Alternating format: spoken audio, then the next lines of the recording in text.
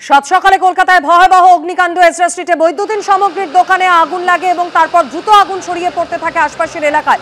দেখতে পাচ্ছেন সরাসরি সেই ছবি। গল গল করে কালো ধোঁয়া বেরোচ্ছে, পাশাপাশি আগুনের লেলিহান শিখাও দেখা যাচ্ছে।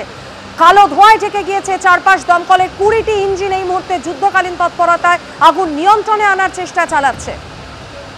অগ্নি নির্বাপনের যে ব্যবস্থা, অর্থাৎ 6টা ইঞ্জিন থেকে এই 1 ঘন্টার মধ্যেই প্রায় মোট 20টা ইঞ্জিন হয়ে গিয়েছে এবং সেই দমকলের কর্মীদের যে প্রচেষ্টা, তা এই আগুনের পরিপ্রেক্ষিতে যা বলা হবে তা কিন্তু খুবই কম। যা পরিস্থিতি তা কিন্তু একের পর এক বিল্ডিং, একের পর এক যে সমস্ত বাড়ি রয়েছে আশপাশে, সমস্ত বাড়ি কিন্তু আগুনের গ্রাসে চলে যাচ্ছে এবং চোখের সামনে যত সময় গড়াচ্ছে শুধুমাত্র নতুন নতুন যে সমস্ত বাড়ির যে সমস্ত প্লট রয়েছে সেখান থেকে আগুনের শিখা দেখা যাচ্ছে এবং দমকল কর্মীরা যে জল দিচ্ছে, তুমি দেখতে পাচ্ছ যে কোথাও কোথাও জল দেওয়ার দৃশ্য দেখা যাচ্ছে, জল ছিটিয়ে পড়ছে। তাই এই আগুনের তুলনায় একেবারে অপ্রতুল বলা যায়। কোনো মানে সেই অর্থে কোনো কাজেই লাগছে না এমনটা আপাত দৃষ্টিতে মনে হতে পারে। তার কারণ এই আগুন এবং এই এলাকার আকাশ পুরো কালো ধোঁয়ায় ছেয়ে গিয়েছে এবং এই আগুনের পরিস্থিতি আকাশের থেকে যদি নিচের দিকে তাকানো হয় তাহলে তুমি দেখতে পাবে যে যেদিকেই তাকাবে সেদিক থেকেই কিন্তু আগুনের লেলিহান শিখা। এবং শুধুমাত্র দোকান না, তুমি দেখতে পাচ্ছ যে একেবারে গলগল করে আগুন বেরোচ্ছে। শুধুমাত্র ধোঁয়া নয়, আগুন দাউ দাউ করে জ্বলছে, কালো ধোঁয়ায় ছেয়ে গিয়েছে। স্থানীয় বাসিন্দারা তারাও অনেকে কিন্তু এখানে হাত লাগিয়েছেন। আপনি কিভাবে জানলেন? আমি তো রাত্রিবেলা ঘুমিয়েছিলাম, আমার ফোন আসলো, রাত্রিবেলা ঘুমিয়েছিলাম, ফোন আসছে, আমি জানতে পারলাম। এই আমার এই এখন তো পুরোই তো শেষ করতে গেলে, তো দোকান তো খুলতে পারা যায়নি, দোকান খোলা হয়নি, দোকানের সামনে দাঁড়িয়ে দেখতেছি জ্বলছে, তাছাড়া আর কি করা যায়। ওই শর্ট সার্কিটেই হয়তো হবে, হয়তো মনে হচ্ছে, কারণ এখানে তো ইলেকট্রিকের সবই এটা, সেইভাবেই হয়েছে হয়তো।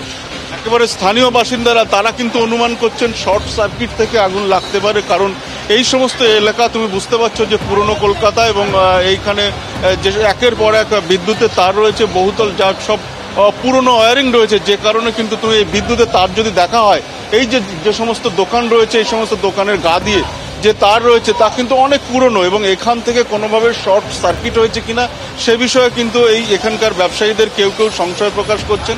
আপনার কি এখানে দোকান? হ্যাঁ, আমার দোকান। কোথায় দোকান আপনার? এই সামনে ছোটখানি দোকান আছে। কারণে কি শর্ট সার্কিট? আমরা তো বলতে পারছি না, আমরা তো বাড়িতে ছিলাম। আমাদের মুটিয়া আমাদের ফোন করলো এরকম ব্যাপার, আমরা দৌড়ে এসে দেখছি পুরো শেষ, পুরো শেষ। একটা ফায়ার ব্রিগেড এদিকে মারছে, এদিকে জ্বলছে, এদিকে যাচ্ছে, এদিকে জ্বলছে।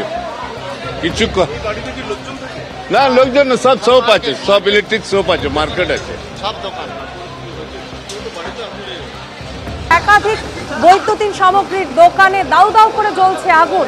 সেই দোকানের বাইরের কাঁচ ভেঙে এই মুহূর্তে মই ভিতরে ঢুকিয়ে দমকল কর্মীরা আগুনের উৎসস্থলে পৌঁছানোর চেষ্টা করছেন। সকাল 6টা নাগাদ এই অগ্নিকাণ্ডের খবর দমকল কর্মীদের কাছে এসে পৌঁছয় এবং এই মুহূর্তে বিভিন্ন দিক থেকে আগুনকে অ্যারেস্ট করার চেষ্টা করছেন দমকল কর্মীরা।